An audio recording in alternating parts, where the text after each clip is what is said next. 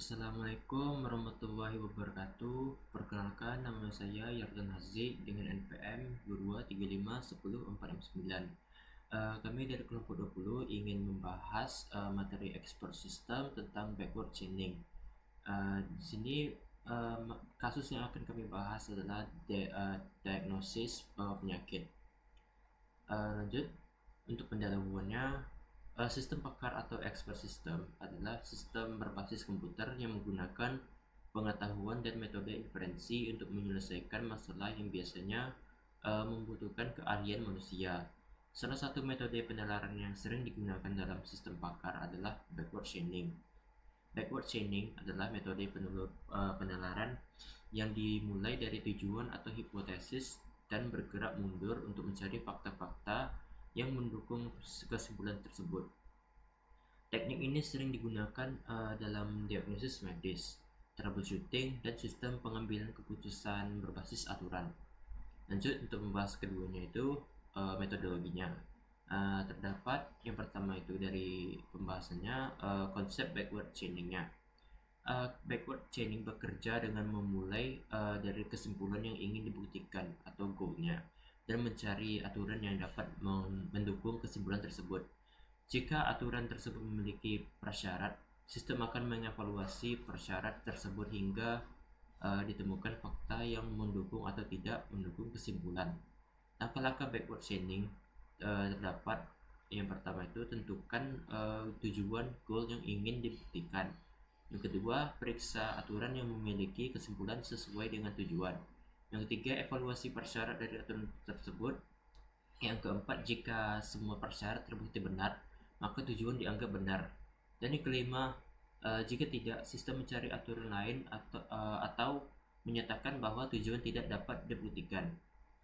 Baiklah, pembahasan selanjutnya akan dibahas oleh teman saya. Sekian dari saya, terima kasih. Assalamualaikum warahmatullahi wabarakatuh. Perkenalkan, nama saya Saul Putra, NPM 22351043. Saya akan menjelaskan di bagian dari implementasi dalam sistem pakar.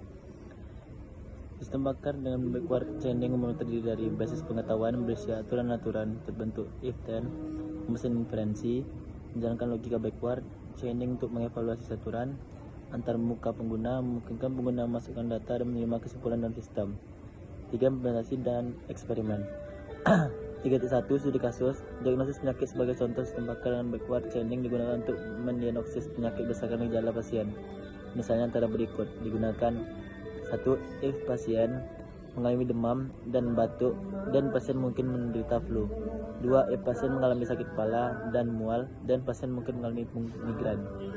3. If pasien mengalami demam dan menyatakan apakah pasien mengalami batuk. Jika seorang pasien memiliki demam, sistem akan mencari aturan yang menyebutkan demam sebagai gejala dan mengevaluasi aturan yang relevan secara mundur.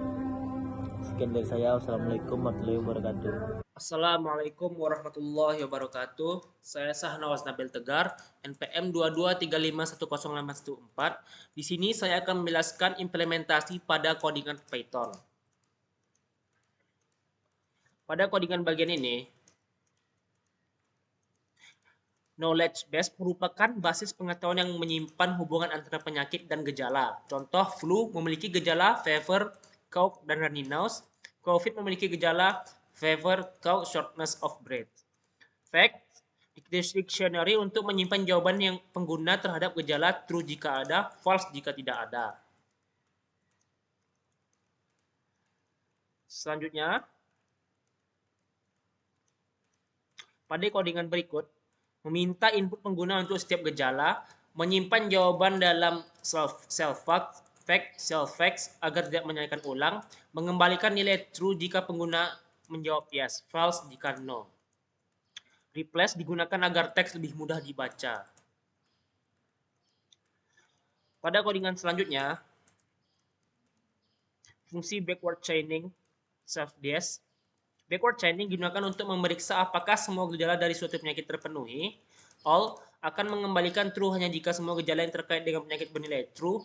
Jika semua gejala cocok, berarti pengguna mungkin memiliki penyakit tersebut. Pada codingan selanjutnya, self-diagnose menguji setiap penyakit dalam knowledge base dengan backward chaining. Jika ada penyakit yang cocok, cetak hasil diagnosis dan hentikan pencarian. Jika tidak ada yang cocok, tampilkan pesan bahwa diagnosis tidak dapat ditentukan.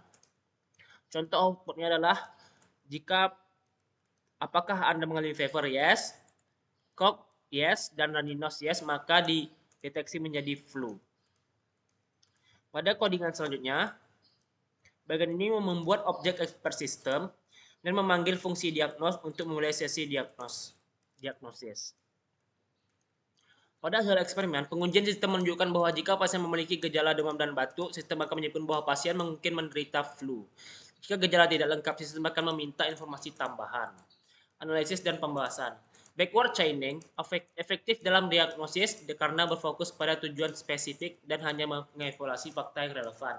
Namun, metode ini bisa menjadi tidak efisien jika basis pengetahuan besar dan terdapat banyak aturan yang harus diperiksa mundur. Optimalisasi dapat dilakukan dengan struktur data yang lebih baik dan heuristik yang mempercepat pencarian aturan. Kesimpulan, backward chaining adalah metode inferensi dalam sistem pakar yang bekerja dengan memeriksa aturan secara mundur dari kesimpulan ke fakta. Pendekatan ini berguna dalam berbagai bidang, terutama diagnosis dan troubleshooting. Implementasi dalam Python menunjukkan bahwa metode ini dapat digunakan untuk mengembangkan sistem pakar berbasis aturan secara efisien. Sekian, terima kasih. Assalamualaikum warahmatullahi wabarakatuh.